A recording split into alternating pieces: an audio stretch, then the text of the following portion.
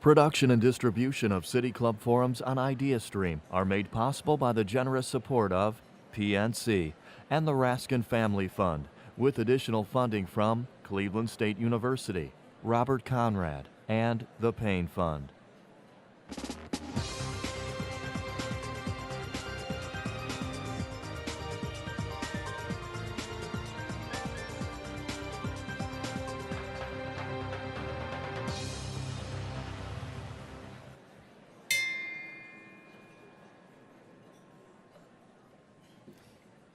Good afternoon, and welcome to the City Club of Cleveland. My name is Bob Littman. I'm the president of the City Club Board of Directors.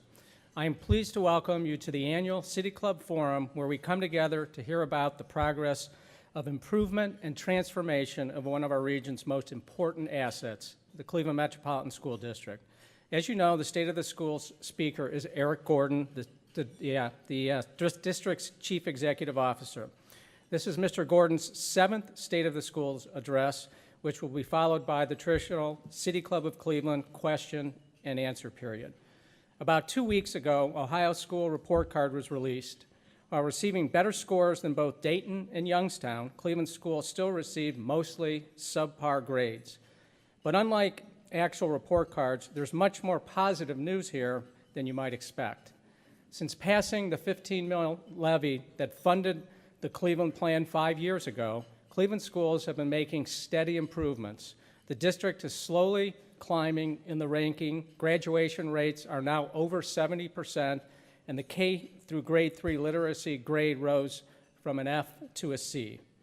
Beyond improved report card scores, there have been other achievements under the Cleveland Plan. As part of the effort to build a portfolio of varied school options for families, the Campus International School at Cleveland State University opened a new building downtown just a few weeks ago.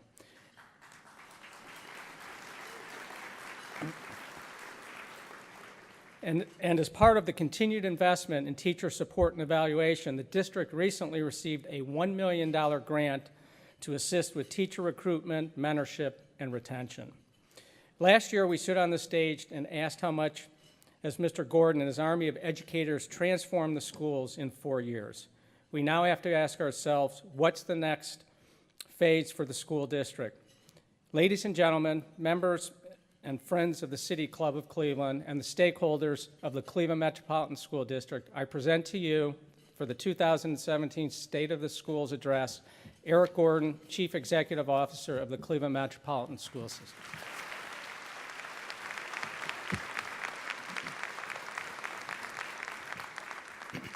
Thank you and good afternoon.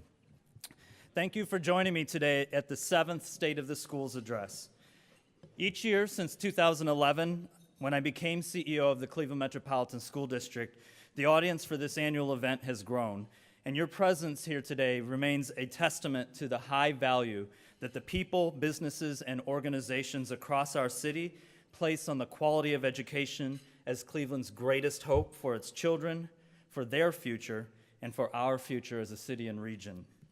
I'm grateful to Dan Moulthrop and the City Club staff for their willingness to accommodate this growing number of people who mark their calendars for this important event, where it's my privilege to share the progress CMSD is making under the Cleveland Plan.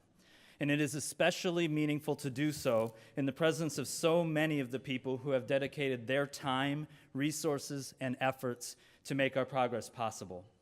Without the City Club's generous sponsors, we would not be able to host this event, and more importantly, would not be able to host 250 students from 24 different schools. So please join me in thanking them for the support of the State of the Schools.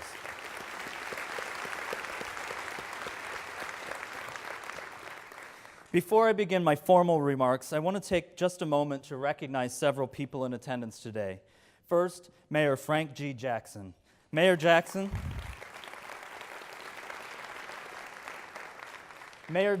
more than anyone, deserves credit for breathing life into and sustaining the motivation behind the Cleveland Plan. Thank you, Mayor, for your distinguished work as our city's mayor and for your personal dedicated leadership as the chair of the Cleveland Transformation Alliance, a key part of the Cleveland Plan. Heartfelt gratitude to the Cleveland Board of Education, including all of the members present today, our board chair, Ann Bingham, our board chair, vice chair, Robert Hurd, and board members Denise Link, Willetta Milam, Lisa Thomas, and Jasmine Fryer. Strong board leadership continues to play a vital role in the progress that we have seen over the past 6 years since launching the Cleveland Plan, and I'd like them to stand and be recognized. Thank you for your unwavering commitment to the success of Cleveland's children.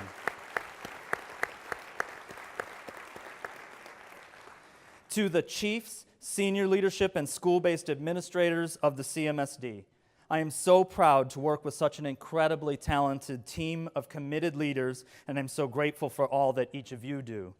Most of our CMSD educators are at work in our schools and our offices today, but I am pleased to have a number of our educators here with us. So would all of the CMSD educators in attendance please stand so that we can thank you for the many roles you play in our student success every single day.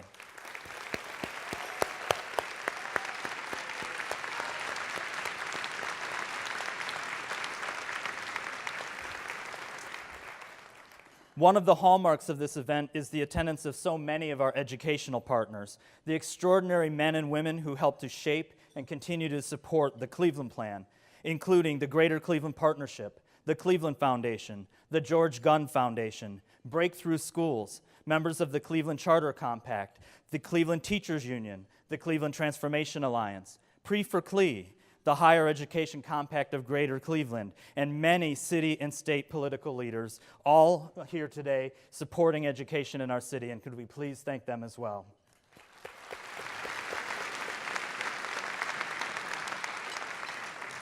These and countless other educators, friends, and supporters in this room and across this city are playing a vital role in the state of Cleveland's public schools today. One other individual that I need to thank is a person I met when I was 21 years old and has been my wife for 23 years, more than half of my life. The last 10, as of this Friday, we have spent in Cleveland. And it is because of everything she does at our home and in support of me that I am able to do what I do. Thank you, and I love you.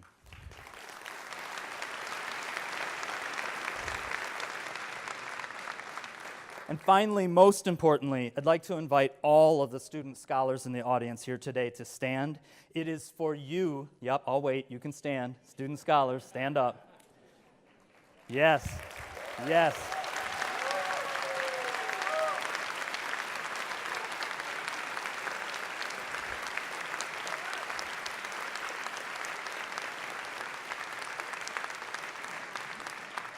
It is for you and your peers, not me, that all of these people are here today. So thank you for joining us. So let's talk about the state of the schools. A report was published in May of 2015 that compared our district's performance in 2013 and 14, after one full year of implementing the Cleveland Plan, to Ohio's other urban school districts. And while that particular report didn't assign letter grades, here's how CMSD scored and what those scores would have equated to on the Ohio report card that year. Performance index, 83.6% B. Graduation rate, 92.0% B. Third grade reading proficiency, 83.5%, state indicator met. Teacher value added score, plus 3.4, A. This report was released by the Center for Urban Education at Cleveland State University and the Office of Evidence and Inquiry at Cuyahoga Community College. It was a pretty good report card for just 1 year of work on the Cleveland Plan, one that would make people proud. So why is it that you don't recall seeing this report card? The goal in researching our district was to consider the unique demography of each school district, as well as each district's prior performance. Therefore, in calculating CMSD's academic progress, the study was posing the question, what if our kids didn't live in poverty? In its findings, the report recognized that not all school districts are the same.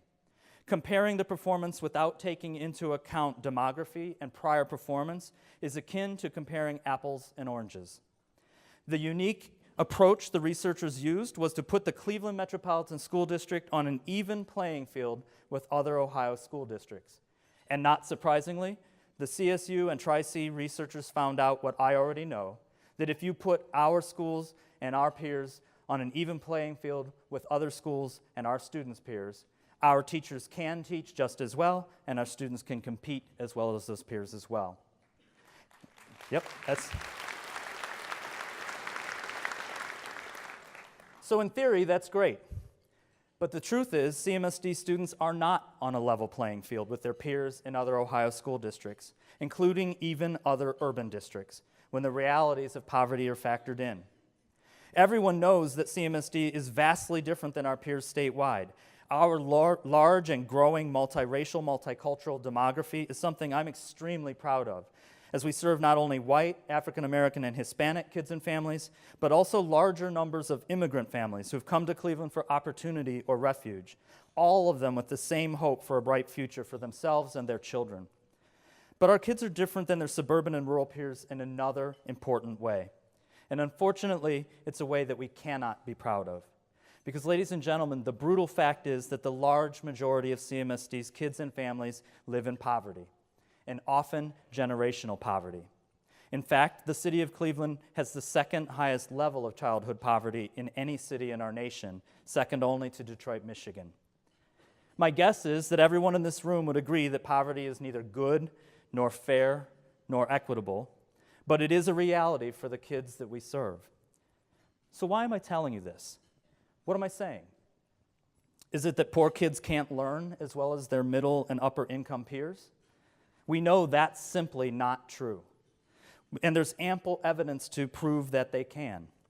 A simple internet search yields more than 31 million hits on high-performing, high-poverty schools that defy the notion that poor kids can't learn and can't compete, even including a local report entitled Cleveland Schools That Are Making a Difference, published by the Cleveland and George Gunn Foundations in 2008. That same web search includes a recently published Credo report that features performance for some of the schools operated by our own charter partner, Breakthrough Schools. In Ohio, you can find a series of articles collectively titled Needles in a Haystack, featuring 55 high-performing, high-poverty elementary and middle schools that out of 816 K-8 schools reviewed were beating the odds, and another 50 high-poverty high schools that out of 818 similar high schools were breaking away from the pack. In fact, CMSD had schools identified on both of those lists. Nationally, school districts that serve the nation's poor each have their own pockets of success, like Alabama's Torchbearers, 20 such schools out of the state's nearly 1,500 high-poverty schools, or the 56 Louisiana schools that out of 1,400 high-poverty schools earned the High Poverty, High Performing Distinction Award. So it's clear from these islands of excellence, as they're often called, that children in poverty can beat the odds. We see time and time again that poor kids can learn and can compete. So if that's not my point, then what is? Let's look again at that 31,200,000 hits found on the internet for high-performing, high-poverty schools. What's striking about these searches isn't the 31 million hits, but that the hits actually represent fairly comparatively few real results. At a closer look, it turns out that the same few exemplars are simply repeated multiple times in multiple ways, showing where conditions have changed and children of poverty are beating the odds. What's even more striking is that in all these stories about needles in a haystack, inside the black box, torchbearers, islands of excellence, highlighting schools that are bucking the trend, you won't find one single hit in that same web search that shows an entire school district, not just a few schools in a community, but every school in the entire city, with not just pockets of excellence, but high achievement in every high-poverty school. So while it's absolutely true that children who live in poverty can learn and can achieve just as well as their more advantaged peers, it turns out that it is also absolutely true that no district has done it. No district has yet figured out a way to completely close the gap and ensure success for all of its children.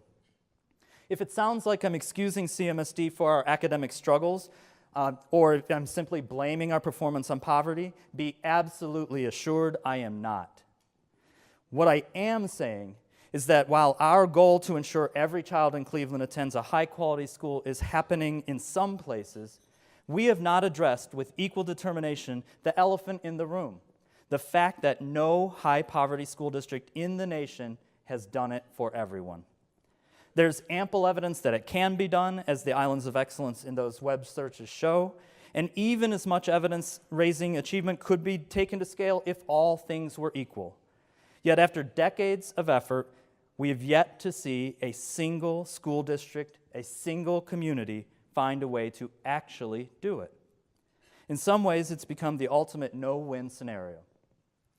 Fortunately, I don't believe in no-win scenarios. So today, I want to take on this paradox and ask each and every one of you to consider how we in Cleveland can make all things equal for our kids and be the first to do it. But how does one beat the no-win scenario? As you can see, one of my favorite examples of doing so comes from the classic 1982 movie Star Trek II: The Wrath of Khan. So I apologize to the Star Wars fans in the room, and Trekkies, you're welcome. In the film, Captain Kirk tells the story of when he was in training and was presented with a scenario in which the ship and crew faced a no-win situation. And yes, Star Trek fans, I do know that Kirk was actually an admiral in Star Trek II. Trekkies are really sticklers for these kinds of things. In any event, person after person had failed the test in the no-win scenario presented, explaining that every choice available would have led to the destruction of the starship and the death of its crew. But Kirk, then a cadet himself, was the one and only candidate to beat the simulation. He did what everyone before him failed to do and successfully navigated the starship and its crew to safety. To beat the no-win scenario, you simply have to change the conditions. So if we know that students attending high-poverty schools can achieve at the same rate as their peers, but we also know that no system of high-poverty schools has yet figured out how to do this at scale, then the logical question, sorry, I had to do the Spock reference there, the logical question becomes, how do we change the conditions? So the Cleveland Plan is actually a perfect example of what can happen when we change the conditions of a situation to improve our chances of winning. With the vision and unwavering support of many people in this room, we did, against all odds, put new rules in place for CMSD and our charter partners. New rules and new state laws that we believed could improve our chances of winning, and have. Despite a report card grade that shows our kids are still lagging far behind their peers, every single year under the Cleveland Plan, we have seen evidence that the changed conditions we are creating are taking effect. Our graduation rate, a source of pride for us as a community, has again set a district record high at 71.9% and has even exceeded the goal set by the Higher Education Compact of Cleveland in 2010. Not only has that graduation rate increased by 20 points in the last 6 years, it is the fourth fastest improving out of 608 Ohio school districts in the state of Ohio.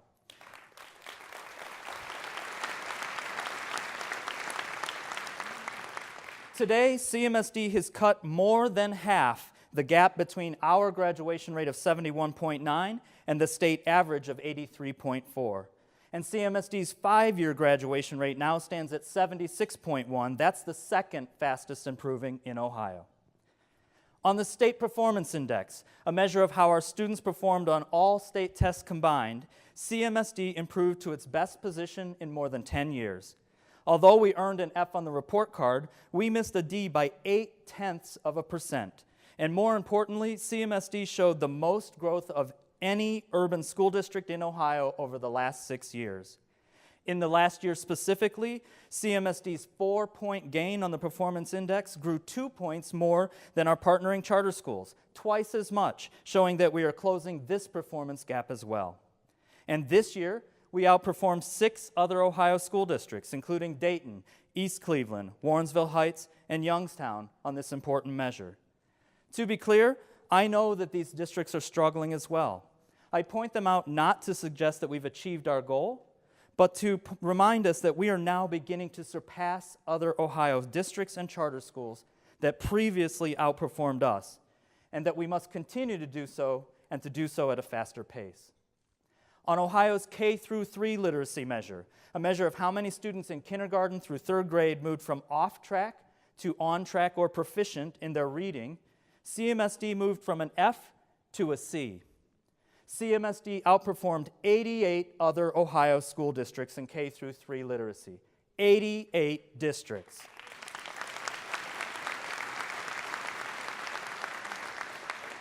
And they may surprise you. It includes districts like Akron, Avon, Canton, Columbus, Dayton, Elyria, Fostoria, Garfield Heights, Mansfield, Maple Heights, Paynesville, Richmond Heights, Sheffield Lake, Stowe Monroe Falls, Toledo, Worcester, and Zanesville, to name a few.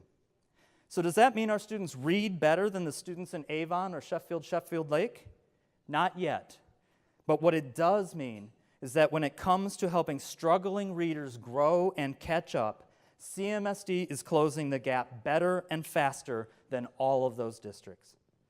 And while we are seeing improvements citywide, the emerging islands of excellence are evidence that the changing conditions in our schools are working too.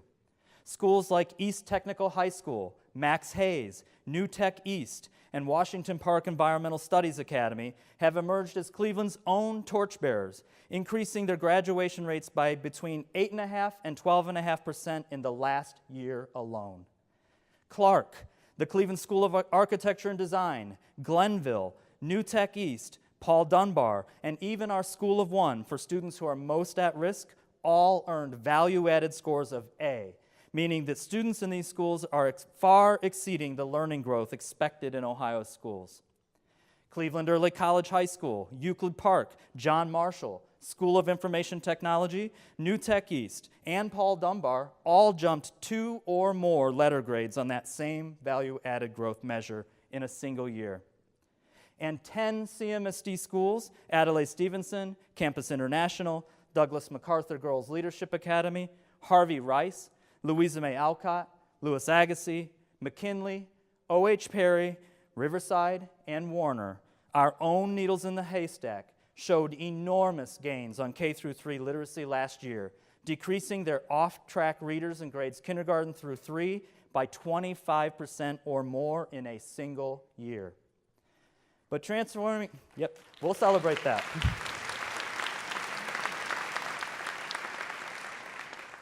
But transforming only some of Cleveland's high-poverty, low-performing schools into high-poverty, high-performing schools is not the win, as long as other children of poverty continue to lose. It will never be a win as long as the conditions that perpetuate economic gaps, achievement gaps, and opportunity gaps are not changed. So today, I'm asking, what if? What if, instead of focusing on educating children who live in poverty, we choose instead to focus on educating them while simultaneously removing the effects of poverty, very literally changing the conditions? Fortunately, George Weiss, a man I've never met, turns out also doesn't believe in the no-win situation. George Weiss is the founder of an organization called Say Yes to Education, and his single bet is, and I quote, "If an entire community came together to ensure that each of its children had the opportunity and the support to go to college, all, not just some, of the community's children would." It's George's view, and that of his colleagues, that decades have been spent in pursuit of quick, isolated fixes for high-poverty schools aimed at shattering predictable barriers to academic achievement for students in America's cities. But not one of them had pursued a comprehensive, coordinated, and sustainable community-wide solution. So, George and his colleagues set out to change those conditions with the goal of beating the no-win scenario. So what is Say Yes to Education? There's really no better way to answer that than in the organization's own words. Say Yes to Education is a nonprofit that revitalizes communities by helping them give every public high school graduate access to college or other post-secondary scholarships. Say Yes community partnerships also make available supports and services to develop the gifts and talents of each child. Using its scholarships as a catalyst, Say Yes partners with communities to create systems to ensure every child progresses on the pathway to post-secondary success. That Say Yes strategy unites city and county officials, the school district, its teachers, unions, higher education, business, philanthropy, and faith-based organizations around outcome metrics that increase educational attainment and drive economic development. Say Yes takes the long view, recognizing, for example, that for less than it costs to keep a teenager in a juvenile detention center for 2 nights, we could instead give a student a full year of after-school programming, and that by dramatically increasing the college attainment levels of a city's children over time, we can cut in half the unemployment rate for that city. A win-win. Sounds easy, right? Of course not. But here's the good news. What Say Yes envisions and is trying to nurture in a few American cities is exactly what we in Cleveland do best. Say Yes's bet is that our success will come by staying true to an improvement strategy over time. Cleveland's already demonstrated its belief that staying true to our improvement strategy, the Cleveland Plan, will in fact get us results over time and already has. Say Yes recognizes the strength of its communities, like Cleveland, where faith leaders, business leaders, political leaders, union leaders, parents, and teachers do together what no one has been able to do alone. Say Yes believes that it's our children and their education that will drive long-term economic health in our city. Cleveland has long understood that getting our schools right is, in the end, absolutely necessary for ensuring our city's prosperity. So with these common beliefs and missions, a small group of dedicated Cleveland leaders have been quietly pursuing over the last year our own path to Say Yes. Not surprisingly, that visionary effort is being led by our city's greatest champion for education, Mayor Frank G. Jackson.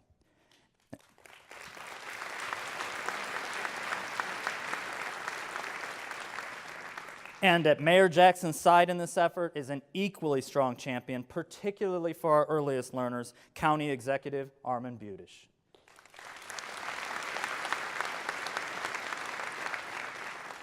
Consistently vital partners like the Cleveland Foundation, the United Way of Greater Cleveland, and College Now Greater Cleveland have joined the mayor, the county executive, and the CMSD in pursuit of becoming a Say Yes city as well.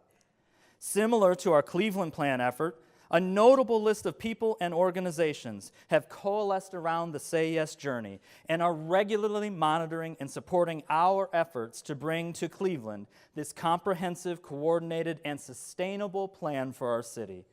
Our hope is to change the conditions in Cleveland in ways that ensure post-secondary education is the norm, not the exception, for every child in our city. Our hope is to bring to children and families who live in poverty all of the supports and resources available to them in a community that believes in its children and their potential. To be clear, while I am very excited about what Say Yes to Education can do for CMSD in Cleveland, our focus over the next several years must also be on accelerating the gains we have seen each year, including this year, under the Cleveland Plan. Under the right conditions, Cleveland can and must be the city that emerges in the internet search, not just as a place where some schools are high-poverty, high-achieving schools, but where all are high-achieving.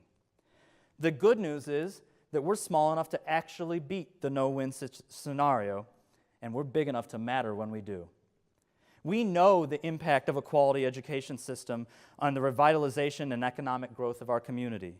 We know the hundreds of supporters in this room and educational partners that stretch across the city and the county are an attestament to that belief. But what Cleveland has done so well in the past, and what I have every faith we will continue to do as we move forward, is that we have owned our own problems. We have faced them and found solutions for them together. As your new superintendent 6 years ago, one of the first events I was invited to attend was a screening of the movie Waiting for Superman, a documentary that in 2010 release presented a dismal look at the state of American education.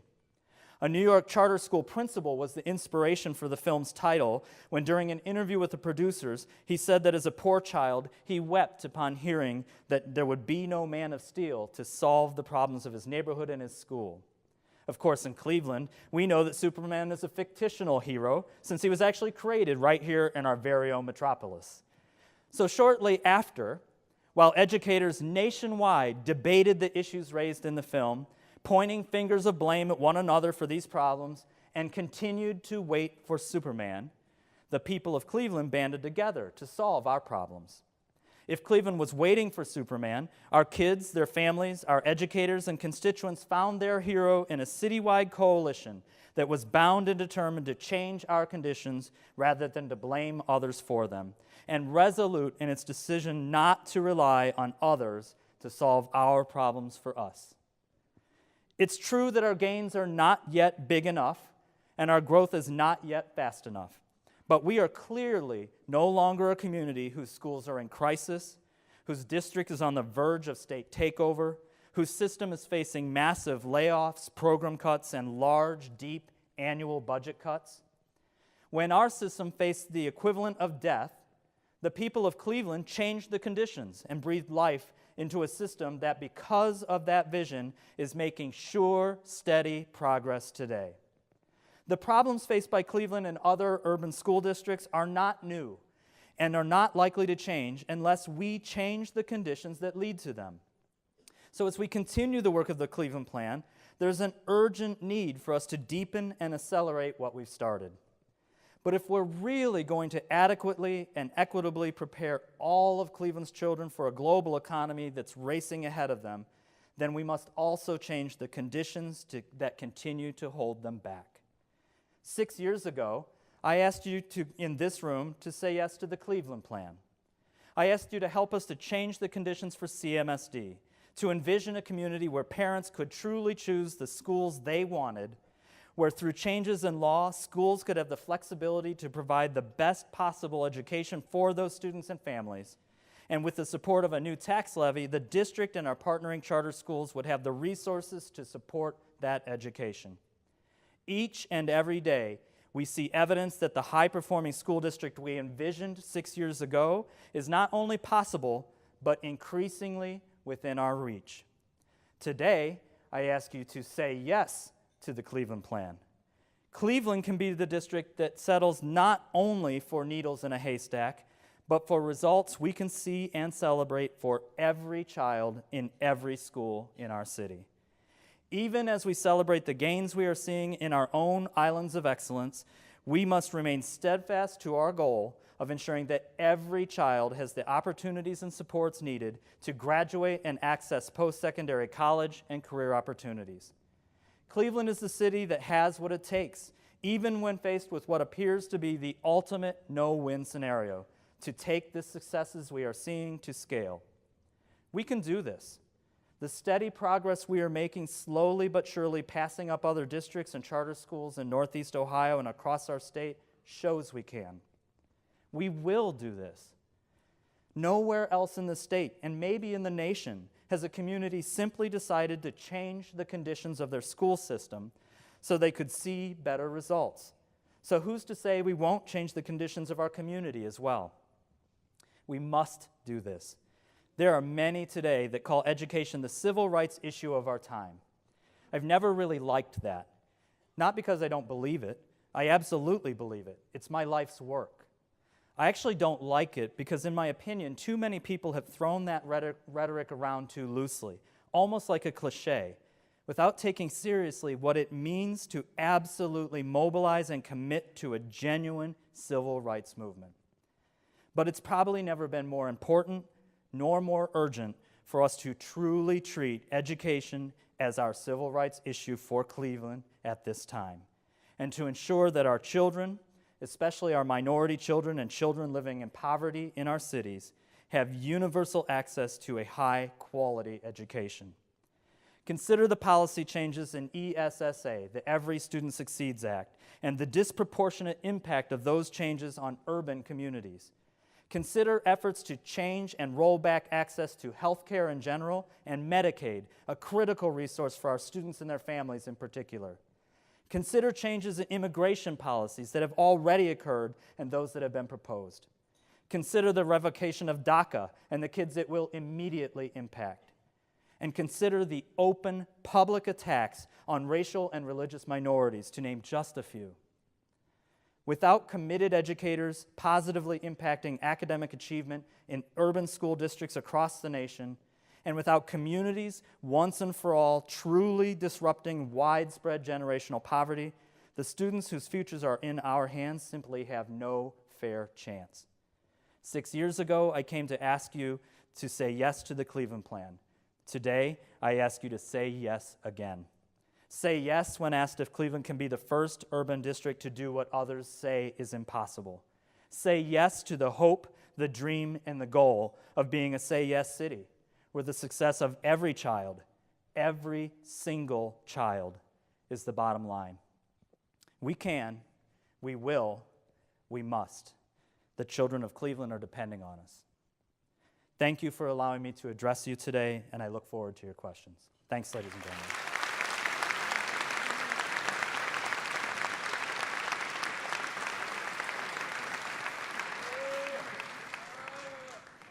Let's hear it again for Mr. Gordon and CMSD.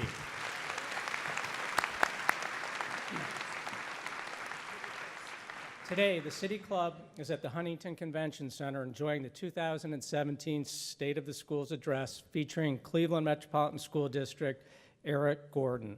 We are about to begin our audience Q&A. If you have a question, please form a line behind either of the microphone stands where our staff are standing.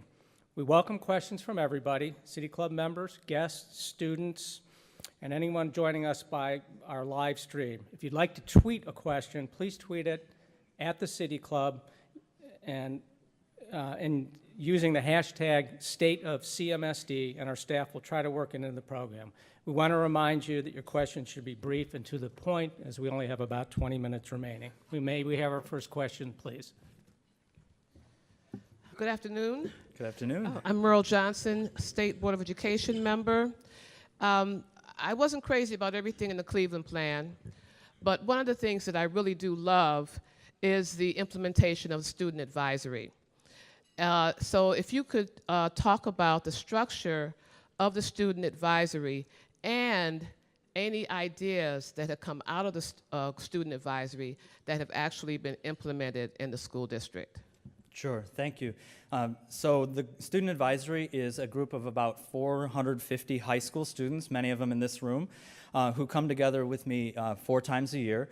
It is written into statute through the Cleveland Plan, and to our knowledge, we're the only school district in the country where students have a legislative right and responsibility to be on an advisory committee to their principal and superintendent. 2 times out of the year, those students spend time planning a faculty meeting where they focus on what has improved in their schools and what they need to improve in their schools, and they take it back as a formal report to their faculty. The other 2 times a year that we meet, they advise the district level, and we do that through roundtables with lots of staff members. The team has done a number of things over the years. They actually help set the agenda. I think one of my favorites is, as we kicked off our student attendance campaign, we were asking students what would motivate students to come to school and asking them to dream the kinds of things that if we could do, that they would do. And it just shares why it's one of my favorites, is it shows a humility of our students. So our high school students told us that some of the most influential incentives that we could give for them in our schools would be helping them pay for their prom package so that they could go to prom. In our K-8 schools, getting books and board games that they could play with or take home or read. They also said being able to go to the bounce houses and that sort of thing, but the humbleness of tangible things that all of us can do, and that for some of us seems so small, but for our kids was so important. So that's something that we were able to implement back. Thank you, Ms. Johnson. Hi, my name's Julian Huff. I'm from New Tech East High School, and I'm a senior. Great. This is going to be a tough one. The kids are always the toughest. All right. Go for now, it. I heard my school was mentioned up there a lot for growth. So my question would be, what do you think are the next steps for the schools that aren't showing growth in the district? Sure. So, I told you it was going to be the harder question. So what I didn't share, but I think is really important, is when you listen to the names of the school, they are no longer simply the new and innovative schools we started. Our new and innovative schools are working and doing good things, but so are our investment schools. So are our academies of Cleveland. So are our traditional schools. So are our non-traditional schools. It's a cross-section of our system. That's an important change. What is also true in the data is that while many of the schools across the city are increasing, some are not. So I think there's a couple of things that we have to do. In the next 2 years, my team and I are really bearing down on what the district does to better support instructional core English and math and your content work for your principals and teachers. So we're putting the burden on ourselves as district leaders about how to get better at that. We're also really taking a look at schools like a New Tech East in your case and saying, what is it that you are doing in your schools that we can show to others?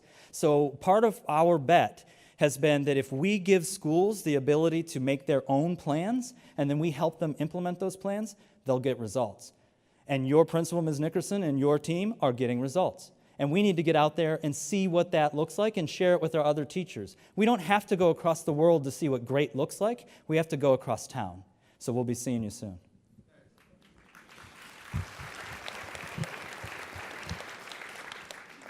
My name's Ayana Hendricks, and I'm from Campus International High School. Great.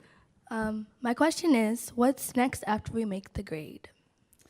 So, it's a really important question and one I'm really glad you asked. I told you, student questions are always the toughest.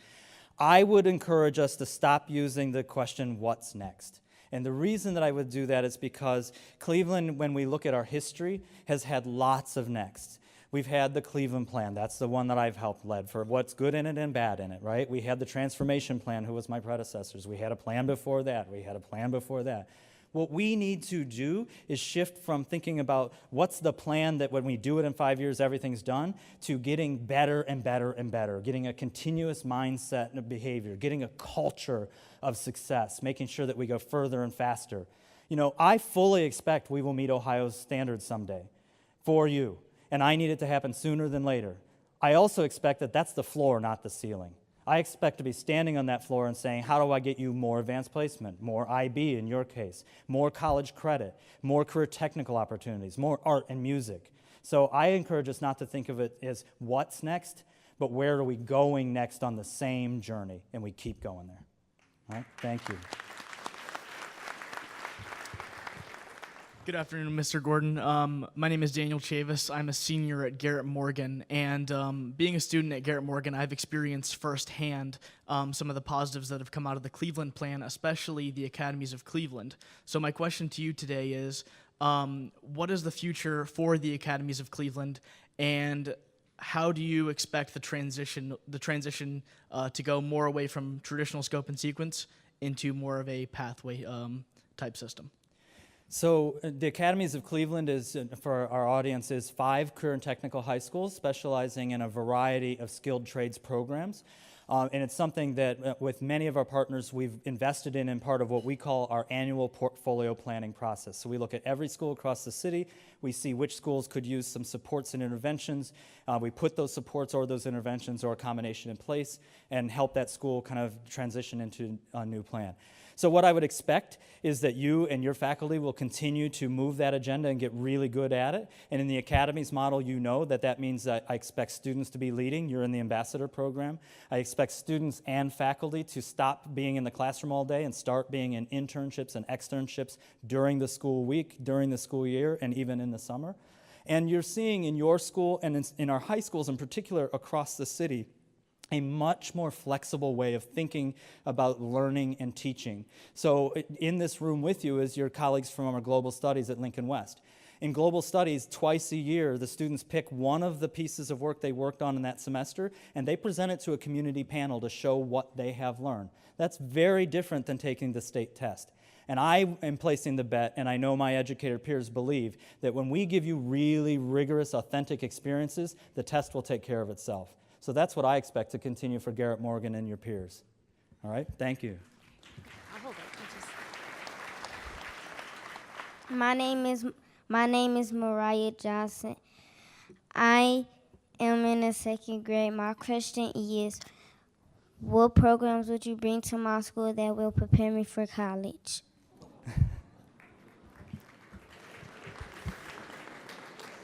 Mariah, if I have my way, it's a program that's called Say Yes to Education.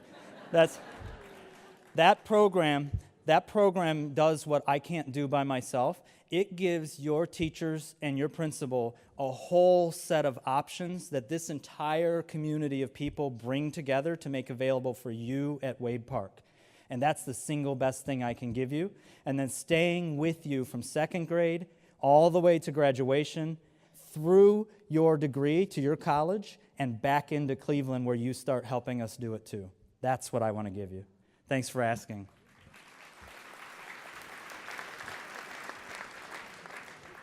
Good afternoon, everybody. My name is Jovan Kelly. I'm a senior at New Tech East High School, and my question is: you talk about the kids that are earning a high education but also living in poverty.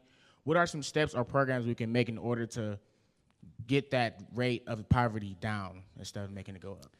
Sure. So education is the solution to poverty. All of the evidence is there. The problem, if you go back and look and talk to your history teachers, is that we have put a lot of our community's resources, whether it's in a city like Cleveland, whether a state like Ohio, or in the U.S., into taking care of the symptoms of poverty as opposed to treating the poverty in the first place. So we put people in prisons. We pay for people to be on food assistance programs. We pay for long-term mental health care instead of solving those mental health care issues early. We pay a huge amount of dollars for physical health care instead of making sure you're well in the first place. And so the solution for getting us out of this trap of poverty is finding a way to unlock all of those resources and move them to you, to students, for your whole growing up, so that we make sure that you have your glasses and that you have your dental exams and that you're healthy and that you have tutoring when you need it and that you're engaged after school and that you have, home stability and that you're not hungry and all of the things that are the barriers often for many of our kids when they come to school for one generation, so that you're able to come back and stay here in Cleveland. Ohio's a boomerang town. We all come home. I did too. So that when you come back, you and all of your peers aren't taking all of those resources to survive, but instead are able to be part of contributing to that next generation. That's really the heart of this notion of bringing a wraparound support around our community. And that's the heart of this conversation about Say Yes I'm talking about today. Thank you. Oh, Madison. Brief, Madison. Hello, good afternoon. My name is Madison Reed. I am a 7th grade gifted scholar at Wade Park School. And my question for you today is, since we live in the 21st century, which is the era of technology, why is it that not all schools have one-on-one technology learning tools, such as tablets and laptops? Thank you. It's a great question. So the answer is because we haven't done our job completely yet. We have more work to do. I mean, let's just be really honest. We need to get there. Now, how are we getting there? We have, over the last year, been investing deeply in the infrastructure, the stuff you can't see, the wires that connect to the building so that you can bring any device into our schools and be able to use your devices in our schools. Because when we put our infrastructure in 10 years ago, there wasn't this thing called wireless, so we didn't plan for wireless. So we've been really aggressively working on that infrastructure. Our board has invested significantly in that. At the same time, we've empowered schools through their student-based budgeting to buy technology as quickly as they are able to and against their other priorities. So we do have a number of schools that have one-to-one or one-to-few technologies. We're also trying to create access where you bring your own devices.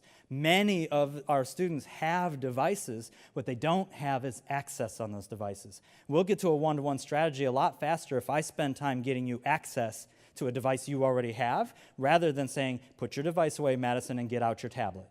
We want you to actually use the device you have, but make sure that you can use it on the internet instead of having to depend on a data plan.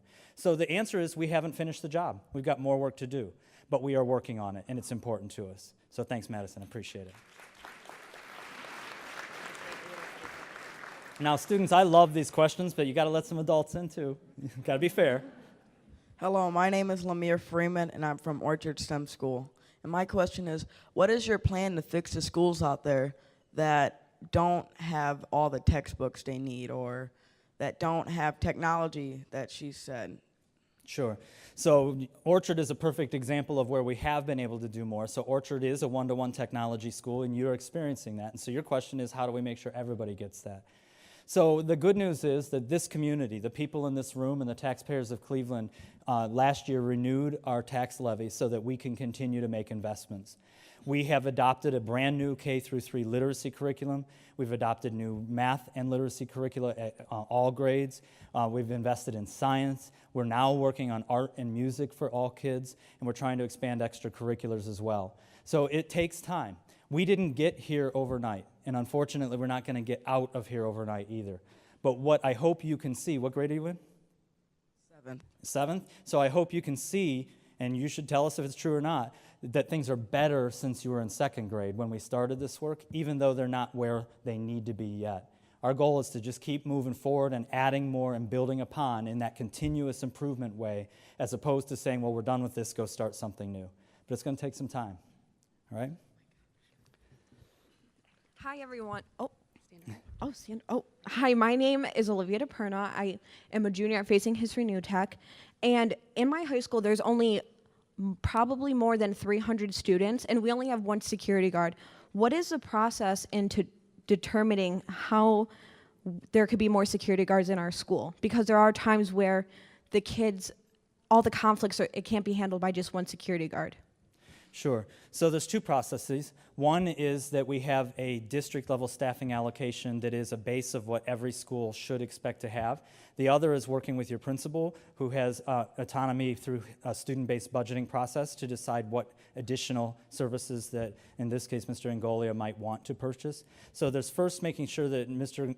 Angolia is making sure that he has what he's expected to have as a core set of programming. The second is making some choices about where the school wishes to spend its own money, because part of our strategy has been to move the money back to schools so that they can make those decisions without somebody like me sitting in an office downtown saying, well, I know what you need even though I'm not in your building. We really want your school leadership team led by Mr. Angolia to make those kinds of decisions. All right? Thank you. Can I talk now?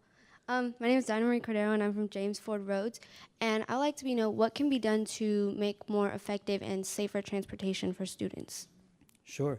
So there's a lot that we're doing in transportation for students. So one thing we've done in all of our yellow buses this year is added bus trackers so that you or your parents can see where your bus is at any time so that you know when it's coming and you don't have to wait outside for it until it arrives. We also have been working on a program with the city called Safe Routes to Schools, where we work collaboratively to make sure that the paths that our students are on, whether they're walking or on transportation, are safe routes that's helping clear blighted homes, making sure streets are lit, those sorts of things. We have a tremendous partnership with the Cleveland Browns. They have actually helped us to look at logistics, including adding technology potentially that would let us know where our kids are on our properties, so on our buses and on our in our schools, and potentially also on RTA, which is a place where we have a great partnership.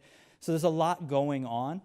It is a matter also, though, of all of our students really making sure they're vigilant, using the hotlines we have, the safe school hotlines that we have, and letting us know where problems are so that we can troubleshoot them better.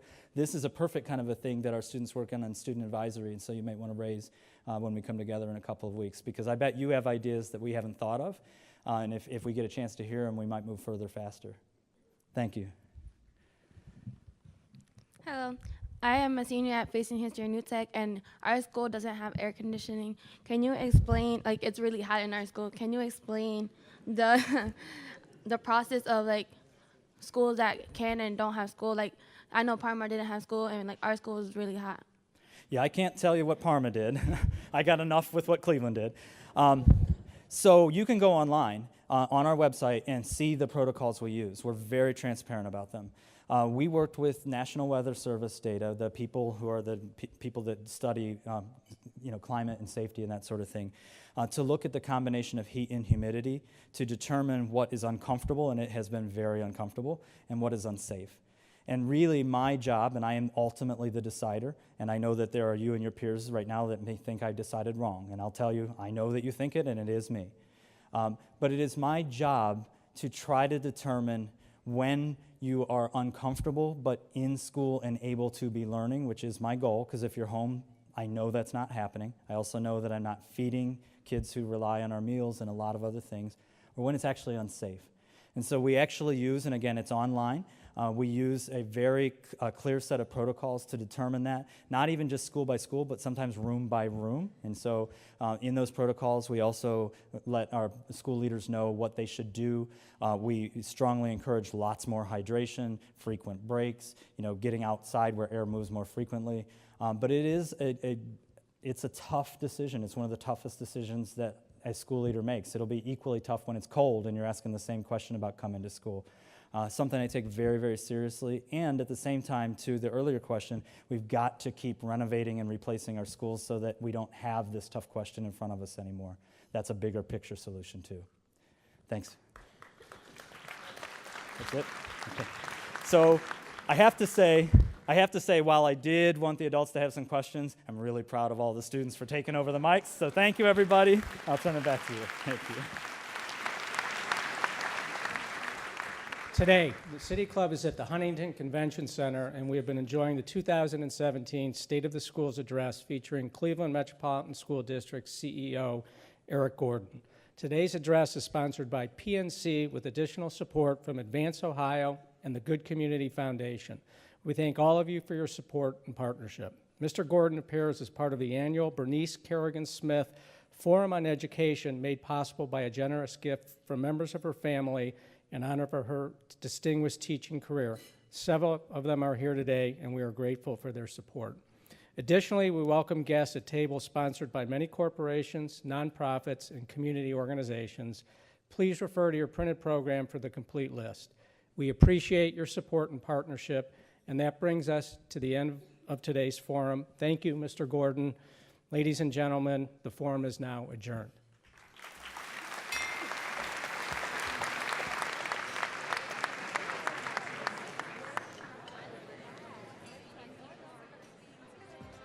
For information on upcoming speakers or for podcasts of the City Club, go to cityclub.org.